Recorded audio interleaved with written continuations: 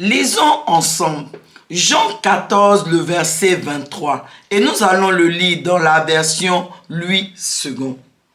Jésus lui répondit, « Si quelqu'un m'aime, il gardera ma parole, et mon Père l'aimera. Nous viendrons à lui, et nous ferons notre demeure chez lui. » Amen. Ce verset nous enseigne sur le mécanisme pour devenir la demeure de Dieu, la maison de Dieu. Et ce verset nous montre très bien que tout commence par l'amour.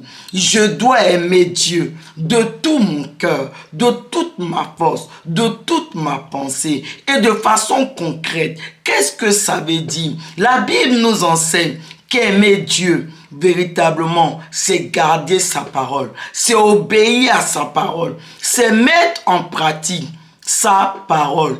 Ainsi, mes bien-aimés, au fur et à mesure que je garde la parole de Dieu, que j'obéis à la parole de Dieu, que je marche sur la parole de Dieu, je suis moi-même rempli de la parole de Dieu, saturé de la parole de Dieu. En réalité, lorsque véritablement je garde la parole de Dieu, j'obéis à la parole de Dieu, ce que je fais, je m'expose à cette parole de Dieu, à tel point que véritablement, à un moment donné, véritablement, la parole de Dieu, vraiment, elle me remplit, elle me sature.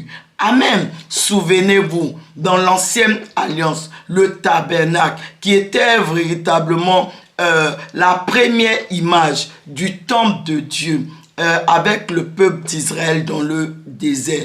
Et la partie la plus importante de ce tabernacle-là, c'était l'arche de l'alliance, qui était une sorte de boîte qui renfermait, qui gardait la parole de Dieu, les tables de l'alliance. Et cette arche de l'alliance, elle se trouvait dans la partie très sainte du tabernacle. Et avant d'arriver à cette partie très sainte du tabernacle, il y avait la partie sainte du tabernacle qui comprenait les pains de proposition, qui sont une image de la parole de Dieu, et le chandelier, qui est lui une image du Saint-Esprit. Alors, mes bien-aimés, lorsque nous laissons le Saint-Esprit, donc le chandelier, nous éclairer, nous conduire, nous enseigner la parole de Dieu, nous aider à comprendre la parole de Dieu, mais il ne fait pas que ça,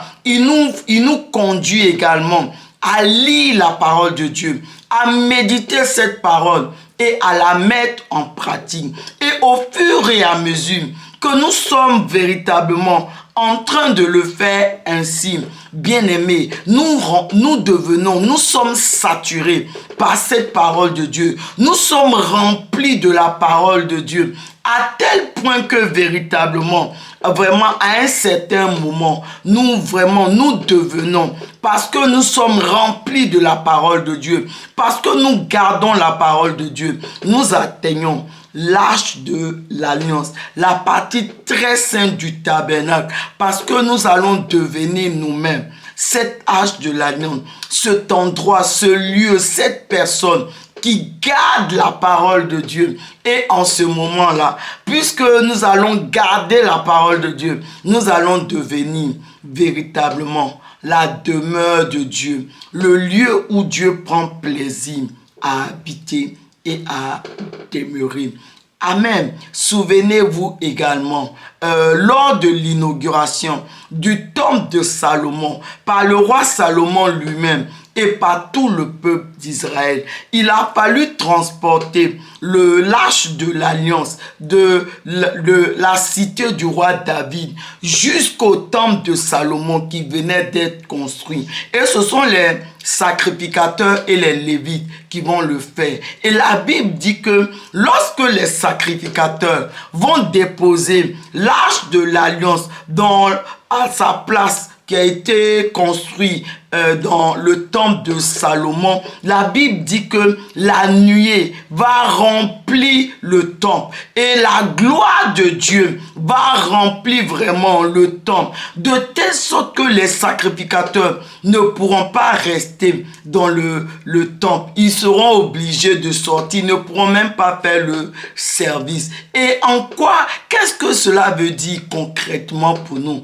Pour dire que, mes bien-aimés, lorsque nous également, nous allons devenir le temple de Dieu parce que nous allons garder la parole de Dieu, parce que nous allons être saturés de la parole de Dieu, parce que nous allons mettre en pratique la parole de Dieu. En ce moment-là, nous également, la nuée de Dieu va véritablement nous remplir. La gloire de Dieu va remplir nos vies à tel point que tout ce qui n'était point à la gloire de Dieu dans nos vies ne pourra pas rester. Et cela va lâcher prise sur nos vies. De même, toutes sortes d'oppressions sataniques, démoniaques, maléfiques sur nos vies vont lâcher prise parce que la gloire de Dieu va nous remplir, parce que nous allons devenir, nous sommes devenus le temple de Dieu, la maison de Dieu, la demeure de Dieu,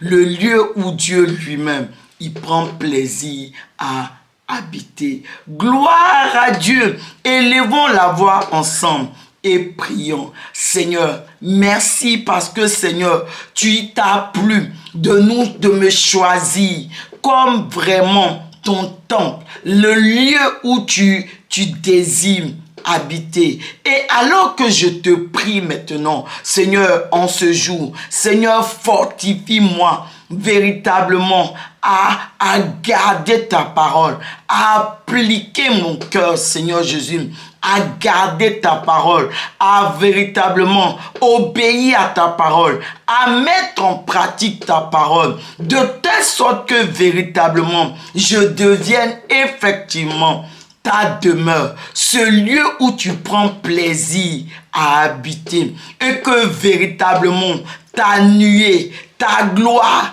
ta présence, Seigneur, m'environne, couvre cette maison, cette demeure, ta demeure que je suis, pour la seule et unique gloire de ton nom. Merci, Seigneur. Amen.